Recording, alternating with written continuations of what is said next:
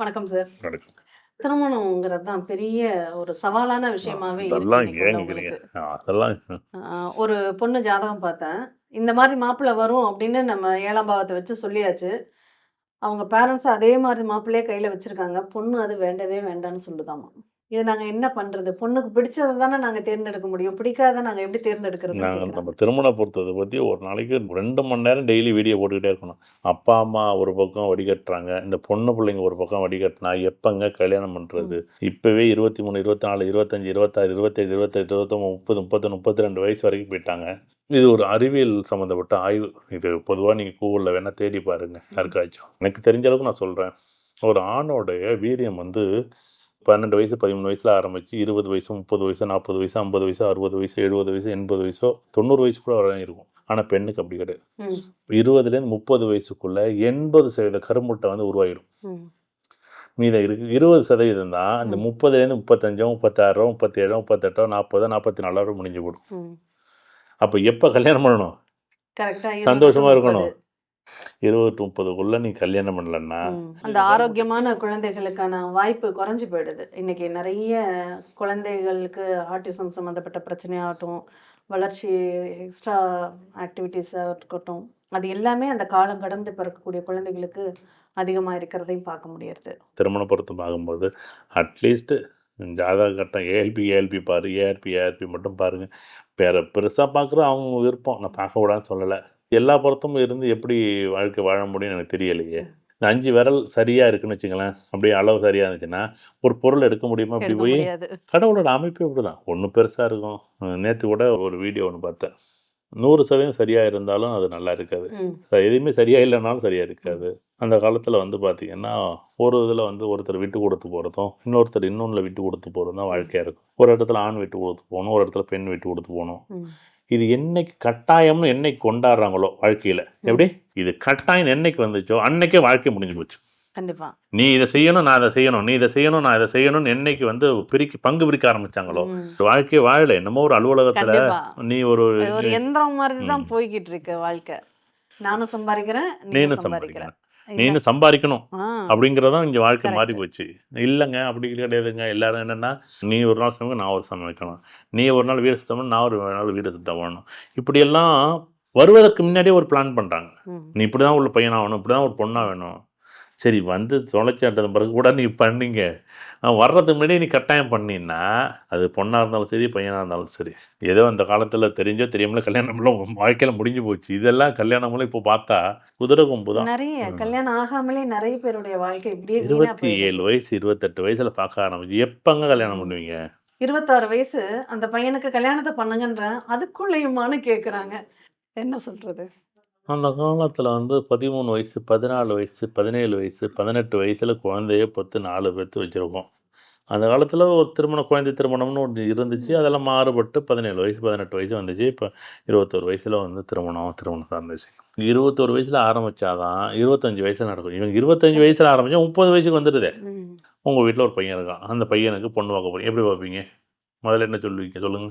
எங்களுக்கு ஒத்த மாரி வரணும் பொண்ணு அப்படின்னு சொல்லுவீங்களா? சொல்ல மாட்டீங்களா? கண்டிப்பா. என்னைய மாரி வரணும்னு நீங்க நினைப்பீங்க. உங்க பையன் என்ன நினைப்பான்? எனக்கு புடிச்ச மாரி வரணும்னு நினைப்பான். இப்ப இங்கேயே முரண்பாடு. இப்ப உங்களுக்கு புடிச்ச அம்மா மாரி நெனைப்பாங்க, எனக்கு ஒத்து போறக்கூடிய பொண்ணா பொண்ணா வரணும்னு வரணும். எதிர்பார்ப்பாங்க. புள்ள பையன் என்ன நினைப்பான்? எனக்கு ஏத்த மாரி பொண்ணா வரணும் அப்படின்னு பையன் நினைப்பான். சரி அத விட்டுருங்க.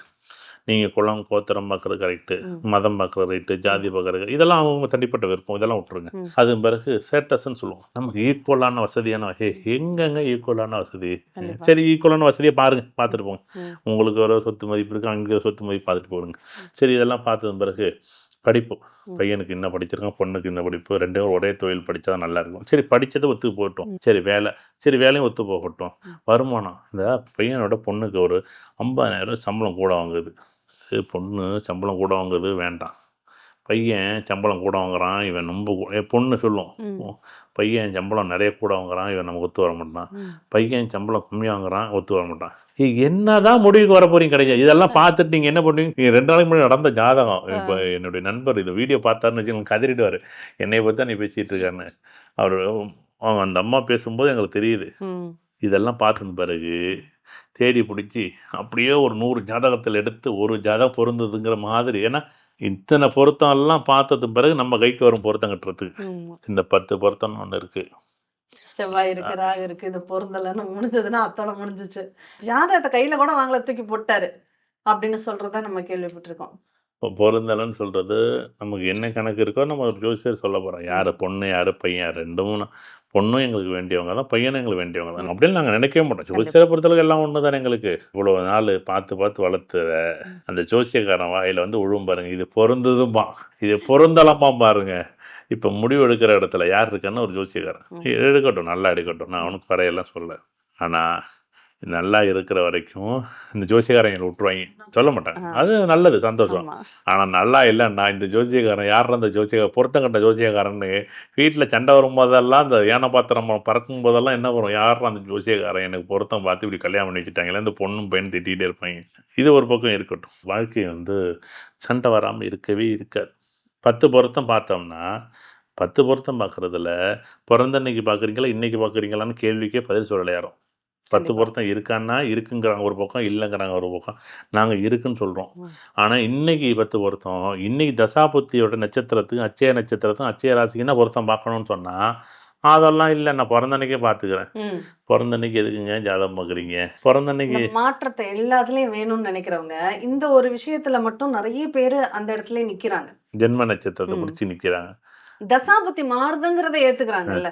தசாபுரத்தை பார்க்குறீங்கல்ல, அதே தான் நாங்கள் சொல்கிறோம். அதே நட்சத்திரத்தை எடுத்துங்கன்னு தான் சொல்கிறோம். எப்படி? கண்டிப்பா. அட்சய நட்சத்திரத்தை இன்னைக்கு தசாவுக்கு உள்ள நட்சத்திரத்தை எடுத்துக்கோங்க. ராகு தசைனா அது திருவாதிரையுடைய ராகுவா, சுவாதி ராகுவா, சதய ராகுவான்னு எடுத்துக்கோங்க.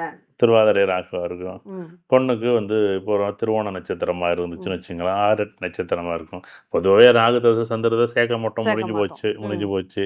ஆனால் இப்போ 6-8 நட்சத்திரமாக இருக்கும்போது இது எப்படி இருக்குங்கிறீங்க? எப்படிங்க அது வாழ்க்கை திருமணம் வாழ்க்கை நடக்கும்? சார் 10 பொருத்தம் பார்க்கல சார், சந்தோஷமாக இருக்கேன். உனக்கு பொருத்தம் இருக்கிறத தான் சந்தோஷமாக இருக்கிறா, பொருத்தம் இல்லைன்னா பிச்சுக்கிட்டு போயிடும். எத்தனையோ கண்டிப்பா. காதல் திருமணங்கள் பிச்சுக்கிட்டு ம். போகுது இல்லை? காதல் திருமணம் பண்ணி நல்லாவும் இருக்கிறாங்க, காதல் திருமணம் பண்ணி சங்கடமும் ஒரு 6 மாதம் 3 மாதம் 3 நாள் சங்கடத்தில் எல்லாத்துலயுமே இருக்கு. பெத்தவங்க பார்த்து பண்ணி வச்ச இருக்கு திருமணத்திலயும் நல்லா இருக்கு இருக்கிறவங்களும் இருக்காங்க, சங்கடத்தில். பிரச்சனைகளை சந்திக்கிறவங்களும் இருக்காங்க. அதோட்டு இந்த பொருத்தம் பார்க்கும்போது இன்னைக்கு நட்சத்திரம் அச்சய நட்சத்திரத்துக்கு தான் நம்ம மறுபடியும் வலியுறுத்துகிறோம். தயவு செய்து ஏஆர்பி ஏஎல்பிக்கும் பொருத்தம் மாற்றா தான் கரெக்டு, அதான் பார்க்கணும். இல்லைன்னா உங்கள் பொண்ணோட வாழ்க்கையும் உங்கள் பிள்ளையோட வாழ்க்கைக்கும் நீங்களே கொண்டு போய் ஒரு இடத்துல தள்ளி விட்றீங்க. அதை நீங்கள் கவனமாக பார்க்கணும். அதுதான் ஜோதிடம் படிங்கன்னு கேட்குறேன். ஏன்னா ஜோதிடம் படிங்கன்னு சொன்னால் எதுக்குன்னா கொஞ்சோண்டு விவரம் தெரியணும் பாருங்களேன். நீங்கள் என்னென்னமோ படிக்கிறீங்க, எதோ படிக்கிறீங்க, ஏதோ ஃபிசிக்ஸு கெமிஸ்ட்ரி மேத்ஸ் எல்லாம் பயாலஜியெல்லாம் சூப்பராக படிக்கிறீங்க. கண்டிப்பா. ஜோதிடம் உங்கள் வாழ்க்கையோட பயணம், வாழ்க்கையோட பாதை. இதை படிக்காமல் நீங்கள் எதையோ படித்து என்ன பண்ண போகிறீங்க?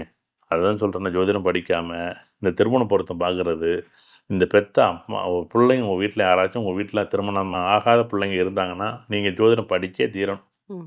நீங்கள் ஜோதிடம் படிக்காமல் நீங்கள் பாட்டுக்கு ஒரு புத்தகத்தை எடுத்து வச்சுக்கிட்டு எனக்கு மேசராசியில் அஸ்வினி நட்சத்திரத்தை பிறந்த பையன், எனக்கு பரணி நட்சத்திரத்தில் பிறந்த பொண்ணு அப்படின்னு சொல்லிக்கிட்டு உட்காந்துருந்தா கடைசி வரையும் அங்கே தான் உட்காரணும்.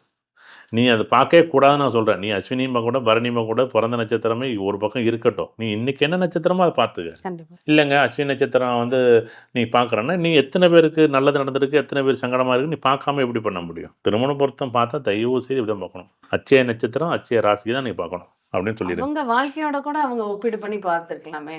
நமக்கு 10 பொருத்தம் பார்த்து தானே பண்ணாங்க, இல்லை நமக்கு பொருத்தமே பார்க்காம தானே பண்ணாங்க, இப்போ என்ன நல்லா தானே இருக்கும் அப்படிங்கிறதையும் அவங்க லைஃப்ல எடுத்துக்கலாம்ல.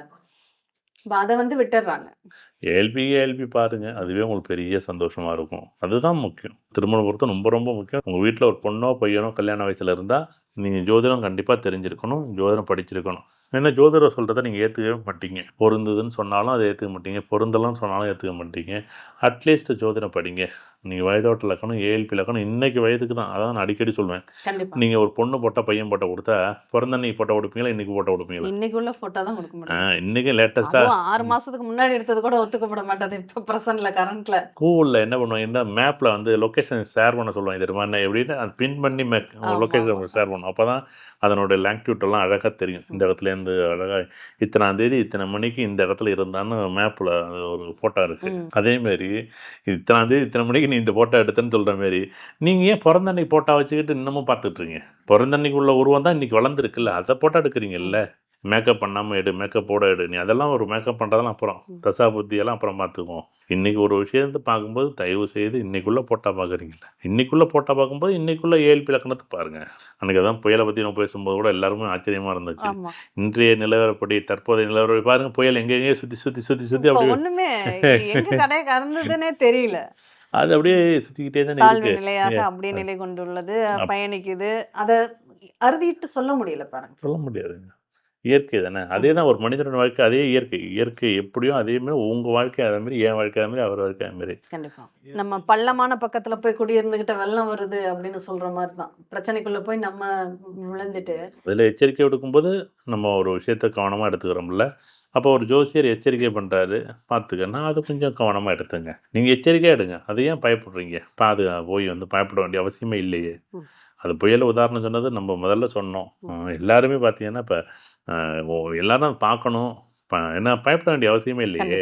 நீங்களே ஒரு வானிலை அறிவிப்பாளராக இருக்கீங்க, இல்லை வானிலை பற்றி நீங்கள் கண்டுபிடிச்சிட்டீங்க, புயலை பார்த்து பயப்படுவீங்களா என்ன? கண்டிப்பா மாட்டோம். ஏன்னா அந்த திசை நோக்கி வருதுன்னா நம்ம கொஞ்சம் நகர்ந்து பாதுகாப்பான இடத்துக்கு போயிடலாம். அவ்வளோதான். இப்போ சுனாமி வரப்போகுது, சுனாமி பற்றி நீங்கள் ஆய்வு பண்ணிட்டீங்க. கடற்கரையில் நிற்பீங்களா, இல்லை கடல்லேருந்து 400 கிலோமீட்டர் அங்கிட்டு இருப்பீங்களா? கடல் தண்ணி வராத இடத்துக்கு தூரமாக போய் நிற்போம். பெங்களூரில் போய் ஒரு வாரம் டேரா போட்டுரும், அவ்வளோதானே விஷயம். ஆமாம். சுனாமி எப்போயோ வரும்போது தானே கட்டது, எப்போயோ வரும் கஷ்ட காலங்கள். அப்போ என்ன பண்ணும், கொஞ்சம் ஓரமாக தூரமாக ஒதுங்கி நின்று அதை வேடிக்கை பார்க்கணும், அவ்வளோதானே. அதுக்காக அந்த ஊரை விட்டெல்லாம் ஓடவே முடியாது. அந்த 4 நாள் 10 நாள் அவசரமாக ஒரு இடத்துல போய் ஒரு கோவிலுக்கு போகலாம், சாமி தெய்வம் கடவுள் நம்ம சுற்றுறது சுற்றுலா அங்கே இங்கே போயிட்டு. இது ஜோதிடங்கிறது ஏதோ வாழ்க்கை ஒத்து உடைய ஒரு ஜாதக கட்டத்தில் இருக்கிறதா வாழ்க்கையில் இருக்குது. கண்டிப்பாக இங்கே ஜாதக கட்டம் வேறு, வாழ்க்கை வேறு கிடையாது. இங்கே புயல் வேறு, இங்கே அறிவிப்பு வேறு கிடையாது. இந்த புயலும் அறிவிப்பும் ஒன்று தான். அதை அறிவிப்பை பார்த்து ஏன் பயப்படணும்? இது ரெண்டும் ஒன்று தான். வாழ்க்கையும் ஒன்று தான், ஜாதகமும் ஒன்று தான். இது ரெண்டையும் பார்த்தாச்சுனால பெரிய வாழ்க்கை சந்தோஷமாக மாறுமே. கண்டிப்பாக.